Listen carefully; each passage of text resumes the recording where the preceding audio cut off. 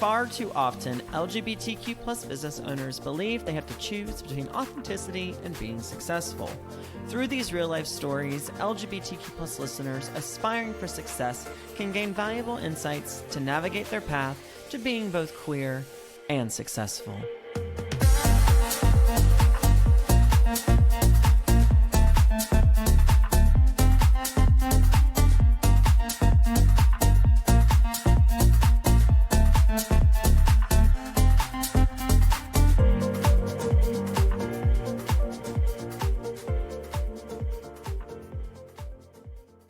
Hey, Successful fam. We know that everyone deserves a place to be successful. That's why all day, May 4th and May 5th, we are hosting our Successful Summit 2026 in Asheville, North Carolina. During this summit, you will experience panelists, keynote speakers, as well as interactive workshops led by yours truly, as well as other brilliant queer entrepreneurs across the country. If you'd like to learn more about our summit, you can find out more on queerandsuccessful.com, and we hope to see you there. Enjoy today's episode. Hello, hello, hello, everyone. It is me, Hunter J. McNair, your hostess with the mostest, back again for this week's episode of Queer and Successful. This week, I am joined by my good Judy, well, my new good Judy, and my new good pal, Sam Olson. Sam and I have recently got to know each other as we've exchanged some stories really briefly about our experiences leading different organizations for real estate companies. So Sam has been in the business for quite a long time now in the real estate world, and it also is the founder of Remax's Rainbow Alliance, which is an agent-led coalition within the Remax network. So he's got a plethora of accolades, including being an author of the book Real Estate Fast Track. So Sam, why do you not introduce yourself to everyone as well? I don't know. It just sounds so braggadocious to say everything. No, I'm a team leader here in Reno, Nevada. I am the president-elect of my association. I serve on our state board. I was the founding president of our local LGBTQ Real Estate Alliance chapter, founding chair of our state DEI and our local DEI within our associations. So we've been busy. I love it. And I know about you that you are actually from Washington State, but you told me before we started recording that you're from a small town, right? Very small town. It's a little tiny town called Sultan. I like to say that I had the first stoplight in town, because I did, in my room, because I was a weird child. But the town itself did not own any stoplights. Wait, you had a stoplight in your room? Yeah, like hanging up like on the wall, like just art. Yeah. How did you get that? My stepdad's brother worked for the county, and it was a spare. They're larger than you expect. Well, yeah, they are, and they are expensive. And fun fact, because I think we're actually relating here, is I'm also from a small town. My small town was 300. There's now 298 because I left and someone died. But yeah, I say that joke a lot, by the way. And we actually only had one stoplight as well in the town. I know. Well, after I moved, they did get a stoplight. Oh, good. I mean, it was not mine.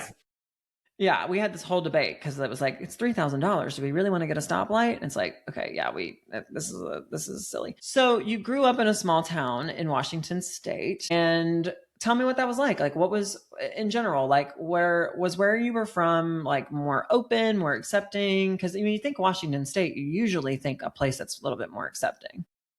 Well, you do. And that's a mistake a lot of folks make, because the western side of the state is the very liberal side of the state. And then we have most of the state is on the east side, but we don't talk about that. That's where the sunlight doesn't shine. So I'm from the west side. I grew up in a tiny, not as tiny as your town. It was 1,200 people. That's still small. Yeah, my dad was on the city council. My mom was on the arts council. We lived it was 8 blocks by 8 blocks. And then we had a mountain on one side and a mountain on the other, and then 2 rivers. So we were just this little tiny floodplain. And it was pretty liberal, but it was also like the 90s. It was don't ask, don't tell era. It was the first vote for gay marriage that got defeated. So it wasn't really the town, and it certainly wasn't my family that wasn't accepting. It was just the environment. Yeah. And the It's just, time. back before Yeah. you were born, No, I was born in the 90s, rude. the 90s. I was Yeah. born in the Reagan administration, the first one. The Reagan administration, you said? Yeah, 1983. Yeah, my sister was born in 85, so, like, we're basically the same age. Okay. Yeah, yeah, Okay. yeah. So, I mean, yeah, I get it. So it was one of those things for me, and I'm sure as it was for you, where, it was like, it's a thing, but, like, it's not really a thing. It's out there, but it's not real, like, that kind of vibe. Mm-hmm. Yeah. Mm-hmm. And we had like three out kids, and I didn't come out in high school, so it was like I feel kind of bad because I should have been standing with my LGBTQ brothers and sisters. I should have been standing a lot more firm with them than I did, and that's not anything that I can go back and change because I was just a dumb kid, Yeah. but trying to protect himself. Well, when you were a kid, I mean, obviously, you were in a small town. And I mean, I'm assuming, did you know that you were gay at the time, or did you just like think you were different, or did that come later in life? I mean, I kind of knew pretty early. My Yeah. my dad's brother was gay. My mom's sister was gay. There was a lot of queerness in the family. So it wasn't a very distinct this or that. It Yeah. was just sort of like part of the tapestry of the family. Well, that's good. Which that was great because we had friends who didn't have any gay people in their family, and we found them so boring in their houses. Well, Um, it's but funny is no, like there were some gay people in my family too, but it was a very much like don't talk about it thing. You know what I mean? What did you want to be when you were growing up? Like what did you aspire? Did you want to be an astronaut? Did you want to like I mean, you wrote a book, so did you want to be a writer? Like what were your aspirations back then? oh man, I wanted to be like a little bit of everything. My final I'm gonna do this was a mix between like teacher, like history teacher at my high school, which thank God I didn't. Some of my classmates are now teachers at our high school. Cool, more power to them. Not my gig. I really wanted to be a forest ranger. Wow. I like the woods. I mean, I, the forest rangers also are not too I mean, shabby. yeah, and it was a little crunchy. And when I say small town, like small town in the mountains. Like yeah, we had a Right. highway coming through, but it was small. So I spent my time, and this was pre iPad for anybody from a generation underneath. You had to entertain yourself, and we had basic cable, which was 13 channels. And if you didn't like what was on, well, you couldn't go on the internet because there was no internet. Al Gore Mm-hmm. hadn't invented the internet yet. I got so many 90s throwbacks. I love it. So you just go outside, you'd go play, you'd make forts, you'd have fort wars with the kids down the street. And it was just so easy because the forest started at the back of our property. And if you were careful, you could walk all the way to Canada and only cross like four roads. Wow. So I mean, so at the same time, like I think of Washington State, I don't think of like country boys, but you were kind of like a country boy. I raised pigs. You raised pigs? Okay, I that's raised pigs as a FFA project in high school. not an FFA project. That's hilarious. Yeah, I don't know how much people hear it, but it depends on who I'm talking to. But I'm very Southern, but I did not raise pigs, so you have an extra point on your Southern card that you didn't know about. So congratulations. Now you graduate high school, and at this point you're 18, and you're like, I'm gonna go and do my thing and be an adult now. Hmm. Did you know you were did you know your family at that point? Like did you know you were gay, or did you okay, we she knew. Yeah, some of the football. Some of the So, football players knew, is that what you said? Oh my goodness. So tell me about that experience. So after high school, because I know you came out at 19. What led up to that? well, I mean, is anybody's coming out story like this was the day? It's this slow, like progression of accepting yourself, accepting that things like it's never going to be as bad as you first think it's going to be. Usually isn't a cakewalk, but we don't need the carbs anyway. So it was tough. It was tough. I'm not going to lie because it was like 1991 or no, I'm sorry, 2001.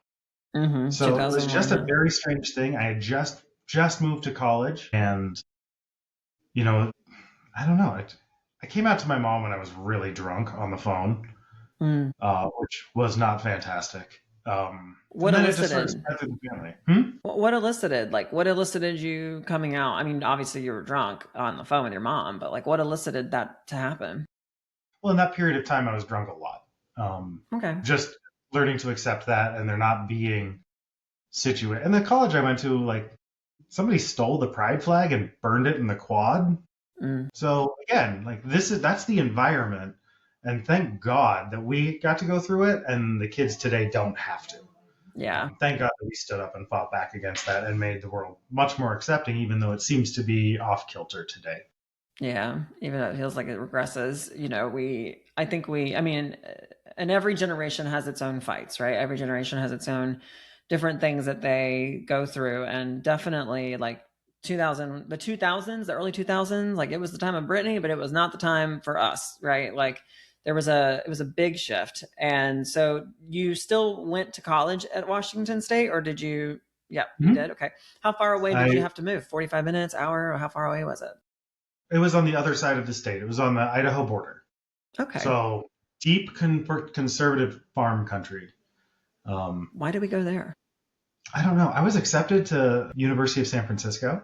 Hmm. I was accepted to the University of Denver, full ride scholarships to both, and I decided to go to the shit kicking ag school, and I don't know why.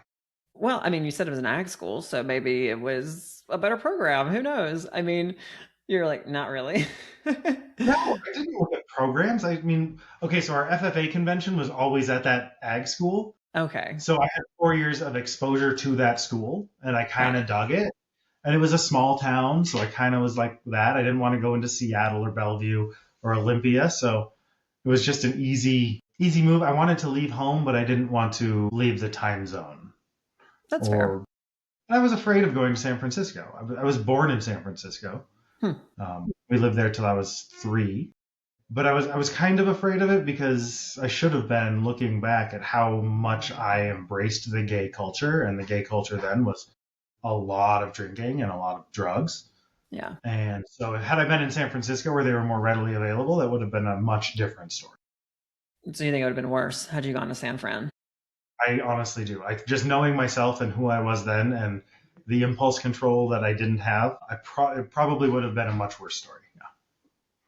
Well, And I'm this sorry. now, Yeah, yeah, and I'm sorry about that. I mean, it's I think about that era of time as well, and I think that the alcoholism and the drugs were probably the most prevalent for the community in that time period because of the coping that was having to happen, right? And so I totally understand, while I was kind of living my adulthood at the tail end of I think that era, I saw it, like we saw its representation on like Queer as Folk and stuff like that, right? Why do you think that was what you dived into? Like, do you think that was because you thought that's what queer people did, or was it just a coping thing? it was a 100% a coping thing. At that point in my life, I didn't believe in therapy. Mm-hmm. It was self medication, and it went down a very dark road. You grow in a small town, grow up in a small town not far from where meth came from. Right. For the old gays, and I never did meth. One time, long time ago. For the older gays, you'll remember the copy of the Rolling Stone magazine with Justin Timberlake on it. Like that talked about the rise of meth, and it featured a Oh. town one valley over from where I was from. So like we were introduced very early to weird synthetic drugs. And again, in the late 90s, early 2000s, people didn't think meth was as big of a problem as it was. And Right. so it was just like, thank goodness I didn't go down that road either. Or, the Raver Kid scene. I was just a drinker.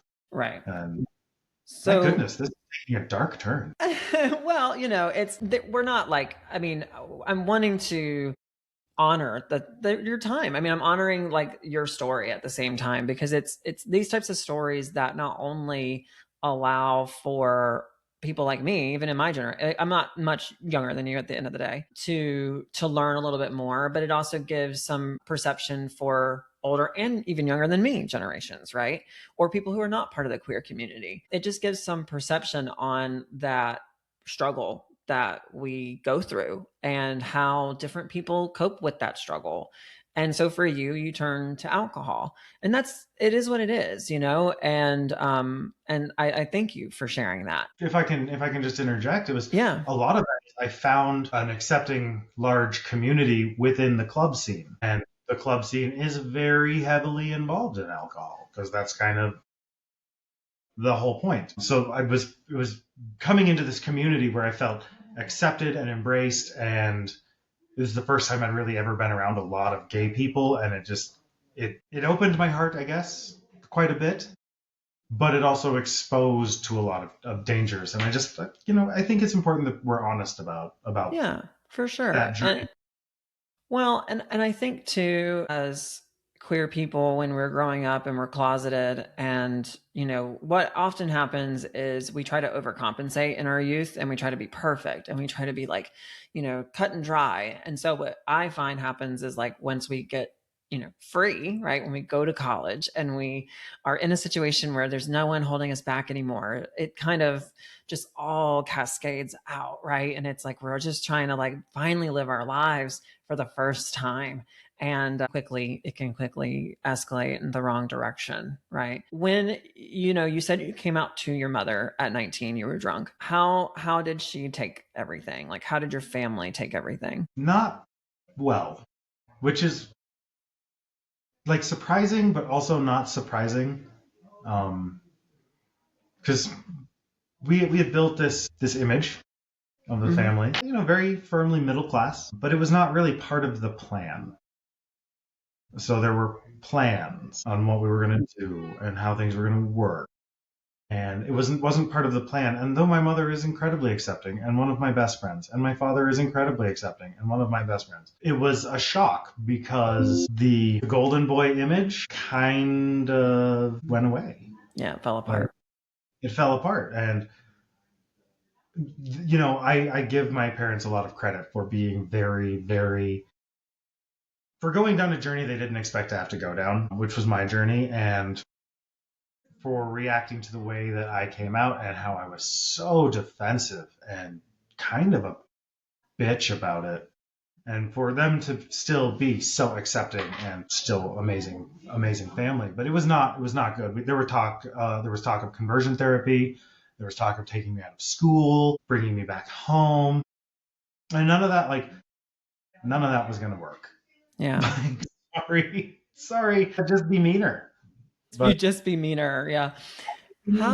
How do you come out of that? Like, what helped you break through from, the scene and, your family? Like, what was the moment that was pivotal to that shift out of it? It was a journey, but I give so much credit to my husband. Polar opposite of me.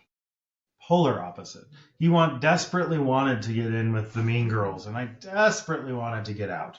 Yeah. But we met each other on MySpace, which is Facebook's great grandfather. And we clicked pretty quick. We were living together pretty quickly, and moderating each other's extremes. And we're still very different people, but our extremes are now, there's not really extremes. You balance each other out. We're Bert and Ernie. Yeah, Bert and Ernie. Yep, they were roommates. I mean, you haven't met Justin yet, but my husband Justin is the same way, right? Like, we are very opposite. I'm the outgoing one. He's the more reserved one. I mean, he's by the way, he's very opinionated. People think he's really quiet. That man is opinionated. So you blink if you're safe. There was no blinking. There was no blinking involved. And it's good. It's good that you found each other during that kind of progress together. I mean, are y'all from the same place? Or no? Okay. No, so he's lived in Reno his entire life. Oh, nice. So you meet him really shortly after, like 4 years after coming out. You met him pretty young at 23 or 24, right? And what did you do? And did you graduate college, and did you go off and do a job? You bailed. You said, this is not for me, kind of vibe. Yeah. It was really not for me. It was a bad fit. It was a bad environment, and I was making really, really, really bad decisions. So and it wasn't helping. I moved back home to my mom's house, not the house I grew up in, the house she moved into, for a summer. And then my aunt came up from Reno and could see that I was just grindingly stuck and said, "Why don't you move to Reno? Why don't you come on down? I Is have this an your extra room lesbian in my aunt? house." Yes. I love it. Who I did not know very well. Yeah. Um, and she said, "Why don't you move down? Your rent will be this much." And I said, "Okay." So I went to work the next day at Express in the Alderwood Mall. And, I was feeling really good. I'm like, oh, I'm going to move to Reno. I put in my notice. And then I got a job offer to be a DJ in a club in Seattle. Like, you have the great energy. You love music. Like, I'm like, I'm just folding shirts, sir. Like the one MX shirt, we have to fold these. So I was really faced with a decision of which way do I go? Mm. And I'm so thankful that I stuck with, no, I've made the decision. I am moving to Reno. I'm going to go down there with no job lined up, with enough money to pay my first month's rent, and I'm going to figure it out. Wow. And I mean, that was so really your aunt kind of played a big role. Your lesbian aunt played a big role in you kind of getting out of that scene and kind of, I don't want to say saving yourself, but in a way, like, saving yourself. But Like, to an extent.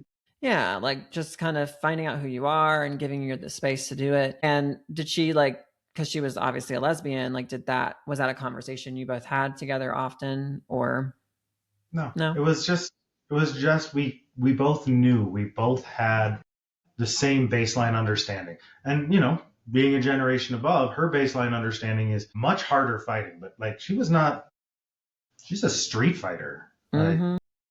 because Reno's a tough town. Yeah. Um, but so just providing that space for me to come and grow how I needed to grow with minimal interference, but a nice guiding hand from somebody who knew how to guide. And then I got to Reno, and my God, did I just love it here? Like, love it here. Thank goodness I made all the connections I did. It's been so impactful for my real estate career. Yeah. I mean, and so you also met your now husband there, right? I did. How did y'all meet? We met on Oh wait, oh my God, I MySpace. already said that. Yeah, you met on MySpace. Sorry. My It's a geriatric cute. millennial came out. You met on MySpace and when did you decide to like, okay, I'm gonna get out of Express and do something different? Well, I left Express and came down here with no job. And then as soon as I got here, So my you car didn't broke. transfer stores. No, Oh, no. okay. I got down here. My car broke. I didn't know Reno had a mall. I didn't know anything about Reno. You're like, I don't know. I just showed up. I just showed up. So you I didn't got even here. have a job. So you I didn't didn't have a so job. I okay. didn't have I any thought money. yeah. And then I didn't have a car. Wow. So I walked down the street to the grocery store and I got myself a job at the grocery store being the swing shift janitor. And yeah, And that you just there's worked so your way much up. more to my story than I tell people, but Yeah, swing. I mean, I know. I'm digging it out of you. I'm like, okay. We started becoming what is this? A second shift janitor? What is that? That's 2 to 11 p.m. Okay. Oh, So then I'm you're, off at 11 p.m., right when the clubs are starting to kick. did you get involved in the club scene or did you become a good boy immediately? Oh, no, it was a very low impact job. So I Yeah. could be, I've worn my fair share of eyeliner. So Love that. Now, okay, because I'm having my years mixed up. So you moved there. When did in we start 2000, our, yeah, in 2004, and we meet hubby in 2006. You're mhm, progressing through life. You're working this new job because we didn't transfer from Express, and you started a business in what year? which business? Oh, well, there you go. What was your Yeah. first business? We got together. My husband's also incredibly entrepreneurial, Mm-hmm. and he's a software engineer. Okay. So we started a company called YourGayReno.com because Love if that. we were going to be so involved in the nightlife and the LGBTQ community here, well, we were going to like promote it and sponsor it. And through that process, we were around for 5 years, I believe. The recession took that out, the Great Recession, which is fine. But so we were running that on the side. We, helped transition Pride from a for-profit to a non-profit organization. And our very first Northern Nevada Pride was like 4 booths and like 10 parade entries. And it cost $2,000. But we were starting to fund one of the events we did was at a ultra lounge, and we were talking with our friends, and they're like, "Did you hear about that poor kid who got lured on Facebook and assaulted?" And the police had no place to take him because there was no community center in Reno at that time. So I said, "Well, that's fucking stupid. Pardon my French." I'm like, "Let's Mm. start one." And it took about 8 years. It outlasted YGR, and then we started it, and an amazing board has carried it through, and now Northern Nevada Pride is one of the largest events in Northern Nevada. One of the best parades. The mayor's involved. She tells us which way to take based on which election she needs to win, and so that's super fun. But we also won a whole bunch of podcasting awards in like 2008. Okay, there's all these things you didn't tell me about before we started. Yeah, it was like Uh, a one-page form, man. I mean, it's just like one solid line of thought. It's like, it's just there. I just did We this, did that, that, everything. that. Yeah. I mean, We ran like. how Go do ahead. you make money? Like, how do you make money with that website and stuff? Like, how are you bringing in the bills with the party site? Selling Oh, okay.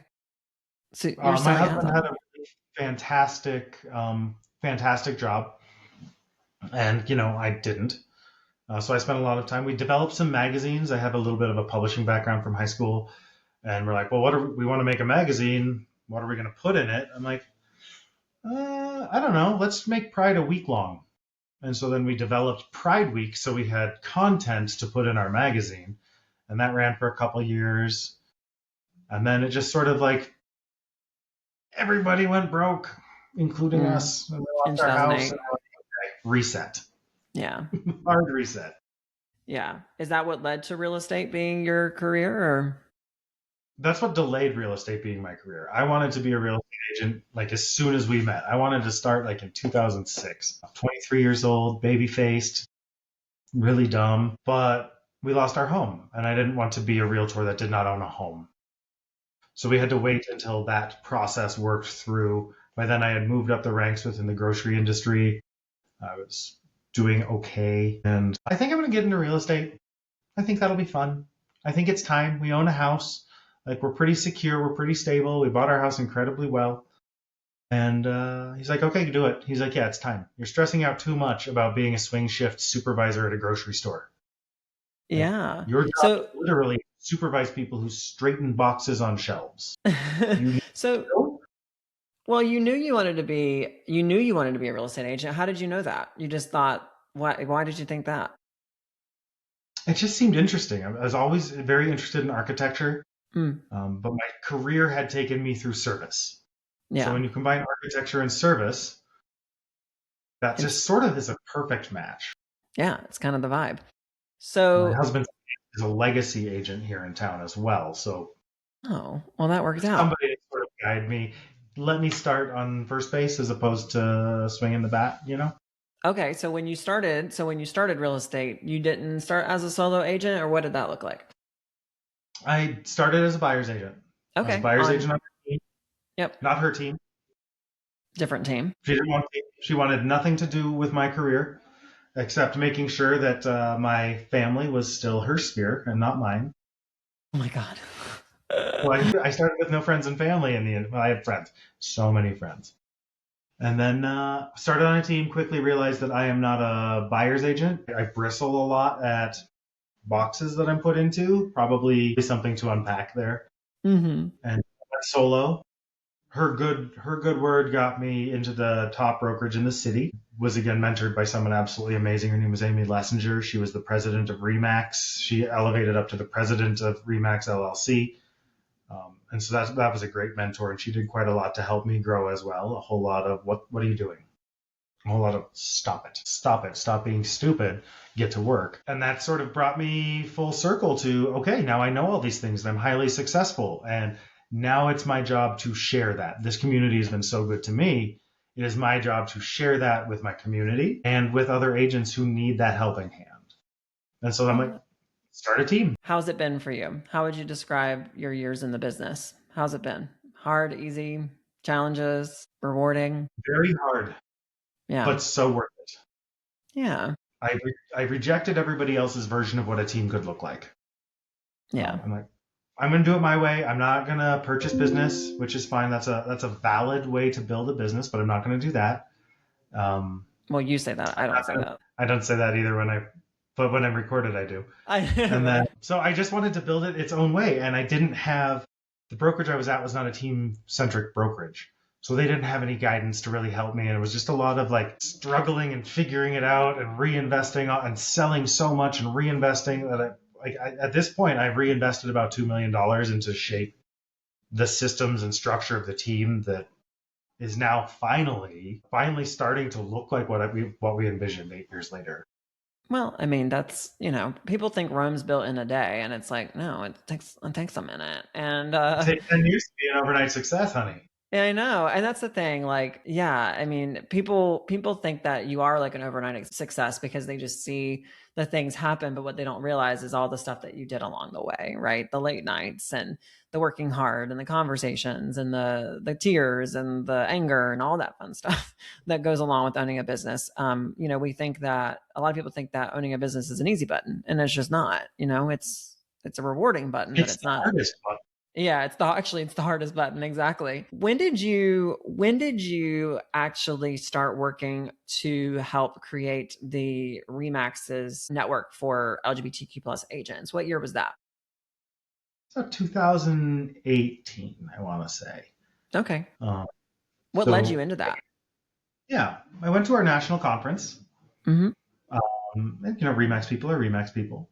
Very culty. The big brands are all a little culty. And I was like, well, where are my people? Where are my people?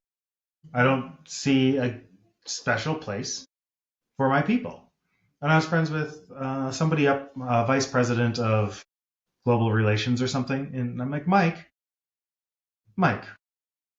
where's the Rainbow Group within Remax? We're the largest ship at sea. Why don't we have a spot for our people? You're right. And he's like, that's a brilliant idea, Sam. You do it. Our very That's first funny. mixer had 12 people, 12? 12, Love that. uh, in a little bar at the MGM Grand. And as of slowly grew, brought on some other people because I couldn't do it alone. And I was like, what is Hunter doing? How is No, he so successful? stop Why it. is this taking so long? No, And stop. that's true, though. It's No, it's true. not. No, you were looking It's at true. Rainbow Network as a whole. You weren't looking at me. Well, you Um, were the face. I was the Good face. I face. I Good. I a chill face. Yeah. So we started to grow, and it quickly was discovered that yes, there is a need for this. And I think at last check, the Facebook group, which is sort of really where we exist, except for our global convention, had over 1,000 members from 3 different continents. So we're very, very, very happy about that. I had met my goals over the 5 years of what we wanted to do. So when I say we or they, it's really they.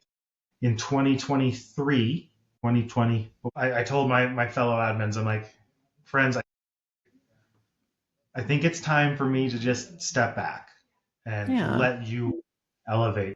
For you, friend, this is going to be how you're going to learn this. And for you, friend, this is how you're going to learn this. And take this amazing thing that helped me grow so much and has helped so many people find their place within our network. I'm like, run with it. I Hmm. have succeeded in my goals for this. And I don't need to be the boss forever. So run with it and take it and go and build what you want to build out of it. Yeah. And I it's mean, now, yeah, go ahead. well, no, I was going to say, I mean, yeah, that's the whole point. Like, that's the point of when you come into a space and you're given the opportunity to lead a group of people. And we talked about this before we started recording, but like, good leaders know when it's time to go away, right? Like, they know when their job is done. They know when it's time to step down. They know where, like, hey, like, I gave you a foundation. My creativity got us to here. It's your turn. It's, your turn to take this over and take it into the future. And now I'm going to do the things that's taking me into my future and where I'm going to go. And now So I just that's, show up at the party. yeah, now you just show up at the Great. party. Yeah. When I stepped down, I told everyone, I was like, it's not a goodbye. It's just a hello from another side of the room. And I meant that literally.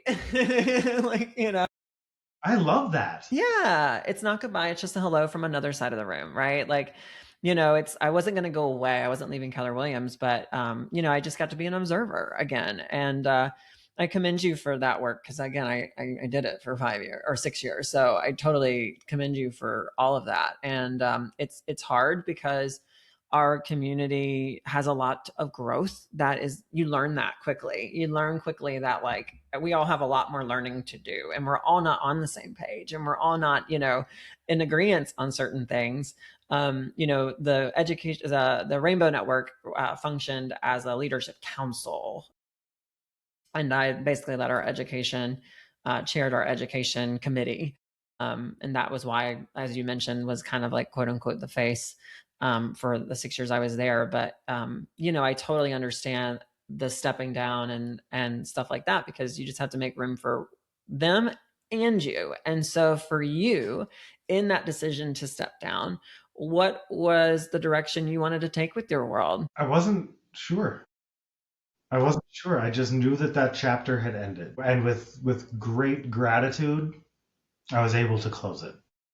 I'm getting a little misty. I did Yeah. cry very, very hard when they gave me my little thank you trophy and showed the progress of the officially adopted Remax LGBT logo, Oh, which had never existed in the history of the company. And we didn't do that alone. We had some amazing allies within the leadership of the network. But it was time. It was like I have succeeded. This I remember the day I was walking through the hotel with my husband on the way to one of the things. I'm like, it's done. yeah. It's all done. Everything I wanted to do has happened. Yeah. And so I just was like, with open arms, what's next? Yeah. Open your hands to opportunity, right? And it's so bittersweet. And I'm glad that I've been able to get with you and kind of have that shared experience with someone because like we don't get that. It's a leadership loneliness kind of vibe as well. And that no one really has the same experience per se that you might have. And that's so amazing of them to also like give you your flowers for it, Yeah, it you was. know? It's hanging on my wall. Like it's. They just made a little plaque, and because in the beginning I was paying for everything myself, so all of these things that I was buying and covering the bar tab, and like, all right, let's get together, let's mix, and then we became a force, and then we were able to make change at the highest level, and that was all we really wanted to do. Yeah. And what people do with that change, it's up to them. Well, and then I know you were also involved in the Real Estate Alliance. Are you still Mhm. actively involved? Are you in a position? I can't remember. I'm no longer on a board position. I founded our local chapter, Yeah. helped get that going, but our town was very into the prior organization Mm. and was very hurt when it went away. And that was I was the vice president of our local chapter then, and so a lot of that stuck to me. And so the getting it started, getting it going while I'm still building out my team it was again a misalignment, not in values, but in what was needed and what I could bring. Yeah. So we still have a chapter here. I'm still involved, but that springboarded into launching our local DEI committee at our local association, which then started our state DEI committee, which is now in its third year.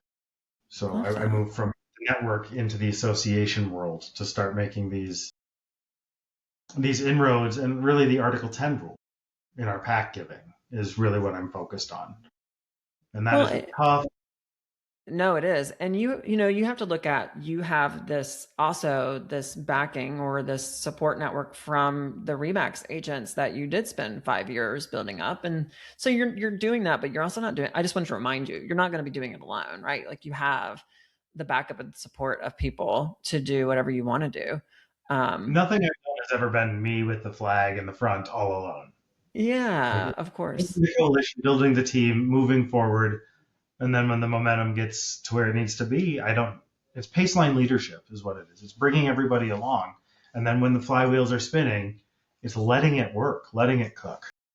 Yeah, I actually talk about leadership a lot, and there's like kind of two different ways that people often do it. And I don't believe in one way, which is like top down leadership, where it's just like, oh, I'm just gonna like tell you to do it, and then like I'll tell you what's to do, and then it's up to you to do it. I'm more of a bottom up. So it's more like, okay, let me teach you how to serve. Let me Gotcha. teach you.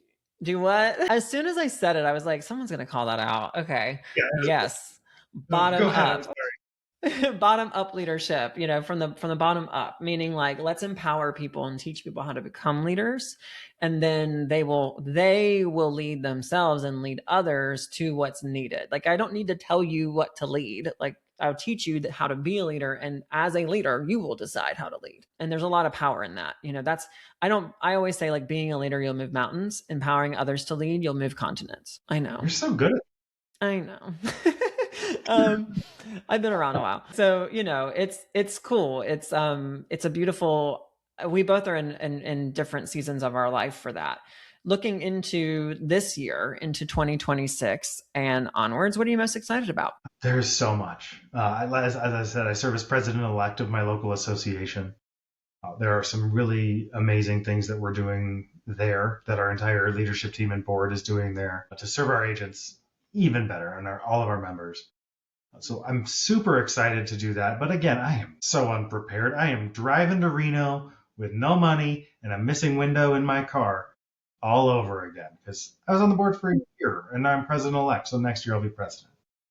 I'm deeply, deeply involved in our state's leadership program, which we personally feel is one of the best in the country.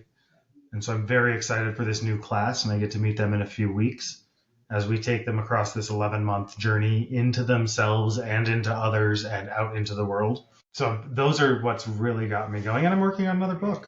Yay. Another, but do you have the word? Are you able to tell us the title or no? I will tell you the working title. Okay. It's called The Agent of Influence. Ooh, love that. And it's a business book.